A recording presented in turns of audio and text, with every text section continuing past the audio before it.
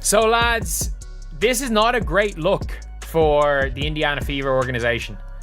If you've got Caitlin Clark, the star of the Indiana Fever, she's going and seeing whatever about not seeing the Indiana Fever's doctors. Like, it is what it is with that. It is what it is.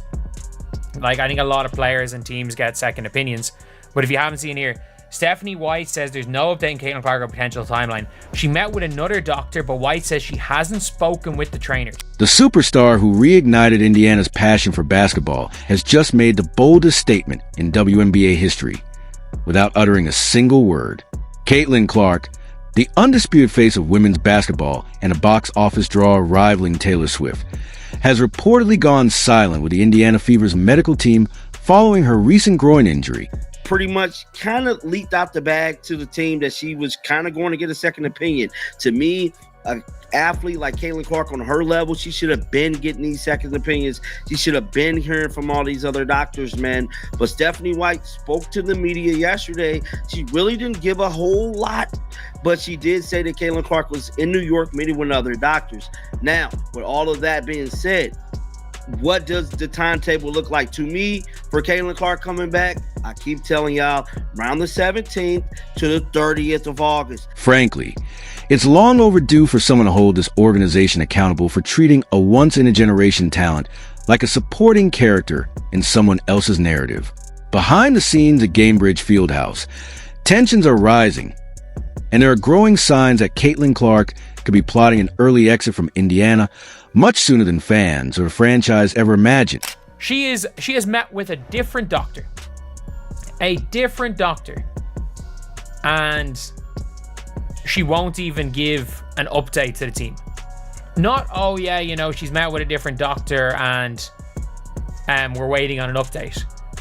She's waiting, or not even, well, that's basically it. They're waiting on, she's gone to a different doctor and they've heard nothing. If you're enjoying this, don't forget to subscribe. When Caitlin Clark limped off the court on July 15th against the Connecticut Sun, clutching her right groin in clear frustration, it wasn't just another injury. It was a turning point. According to sources, this is shaping up to be a Kawhi Leonard situation, where a superstar loses all trust in the team's medical staff and begins to question everything around them. Caitlin Clark. Following a July 15th injury to her right groin, Indiana Fever guard Caitlin Clark underwent further medical evaluations earlier this week. The team can confirm that no additional injuries or damage were discovered through the evaluations. Clark will continue working with the Fever medical team on her recovery and rehabilitation, with the priority on her long-term health and well-being. There is no timetable available for Clark's return, and no additional details will be provided at this time. Any further updates will be shared as they become available. Clark has now endured 4 separate muscle injuries this season: a left groin strain, a left quadriceps issue, and most recently, a right groin strain. For a player who never missed a single game due to injury throughout her collegiate career at Iowa, or in the early stretch of her WNBA rookie season, this string of setbacks goes beyond bad luck. It points to a troubling pattern that strongly suggests medical mismanagement. Internet noticed something specific that Holly Rowe had to say on the broadcast. Holly Rowe said that before the last return after a quad injury, she had no practice time, which, if that's actually true, like if she wasn't practicing, if she wasn't going full speed, then why was she returning to the court? And that's actually something that I pointed out. I believe it was Scott Agnes reported that Caitlin had gone full speed in practice, but there was only one practice that she had gone full speed, and then she returned to play. The breaking point came when Clark was rushed back from her previous groin injury, only to re-aggravate it just a few games later. According to sources close to the situation, Clark made her stance crystal clear to team officials. "I'm getting my own doctors. I'm not using our doctors." Since then, she has sought out independent medical evaluations and has reportedly cut off communication with the team's training staff, refusing to provide any updates on her condition. Clark's team has made it known we are going to be holding her out until she is fully recovered. We are not going to be rushing her back at all. After taking Indiana Fever's advice, eventually Caitlin Clark needs to take matters into her own hands, make decisions for herself, and I believe that's what we are seeing with the team that she now has surrounding her. Let's examine the facts the Indiana Fever might prefer to keep under wraps. Caitlin Clark's injury record this season resembles a troubling pattern. It began on May 3rd, when she was sidelined from the exhibition opener due to soreness in her left leg. By May 26th, she missed her first official WNBA game with a left quad strain.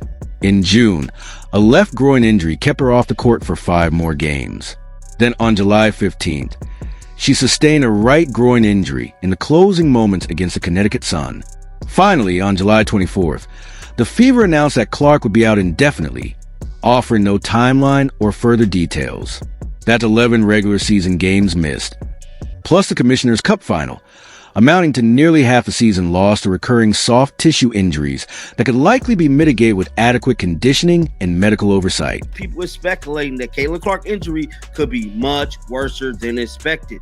You know, these type of injuries and the way she's been getting these injuries is not normal. To have these strains back to back to back like this, and I said this before, Caitlin Clark's mobility is off, bro. I believe she might have came back too fast from the first. We all know the first one went down around the 25th of May. Then she came back and got re-injured around the 4th of July to the 5th, somewhere up in there of July, and then that brings us until now. But this is where things become truly revealing. Caitlin Clark reportedly sought second medical opinions in New York, without informing the Fever's medical staff of the results. Head coach Stephanie White even admitted she hadn't spoken with the trainers about what Clark's outside physicians had found.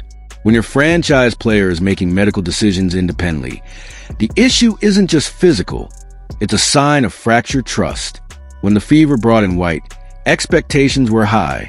She was seen as a clear upgrade over Christy Sides, the 2023 WNBA Coach of the Year, a former Fever champion, and someone with a proven track record of success. Instead, they ended up with a coach seemingly more focused on overhauling a system that wasn't broken in the first place. The only good news about today is Caitlin Clark is no longer dealing with Stephanie White and these coaches and this Indiana Fever medical staff, trainers, doctors, none of that. She's seeing her own medical doctors, her own team. That's the only good news of today. She has abandoned the Indiana Fever medical staff, and I'm happy about it. I'm happy about it. She's pulling a Kawhi Leonard, what he did with the San Antonio Spurs, letting it be known, hey, look, I'll get back to y'all when I'm ready. I'm going with my own medical staff. Y'all can beat it, kick rocks, and I stand with you, Caitlin Clark. Here's the uncomfortable truth no one seems willing to say out loud. Christy Sides knew how to maximize Caitlin Clark's talent. Say what you will about her coaching shortcomings, but Sides understood a basic rule of elite basketball. When you have a generational player, you don't mold them to your system. You mold your system around them. Sides let Clark be herself. She gave her the ball, allowed her to control the tempo, and trusted her instincts. The result? A rookie season that shattered WNBA records, ended a playoff drought dating back to 2016, and filled arenas in every city the team visited.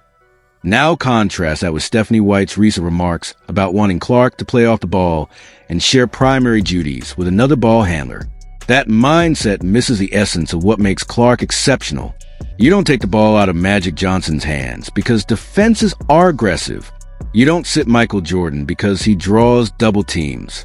And you certainly don't reduce Caitlin Clark to a role player just because your system isn't built to support brilliance. The problem of this team is Stephanie White. It's Stephanie White. It's not Caitlin Clark. A great player don't all suddenly sucks. That doesn't happen. It's strategic. And everybody saying that they played better without Caitlin Clark. No. Actually, even this loss, Caitlin Clark gives them a better chance. They're under 500 without Caitlin Clark. But this is how it starts in sports. This is how it starts in the NFL. This is how it starts in the NBA. When you start seeing the wheels in motion, there's signs. There's signs before eventually a player gets traded, a player eventually marks their next destination. The Indiana Fever, you're on notice. You're on notice. You better recognize what you've got going on, the asset in front of you, and you do whatever you have to do to correct what is happening.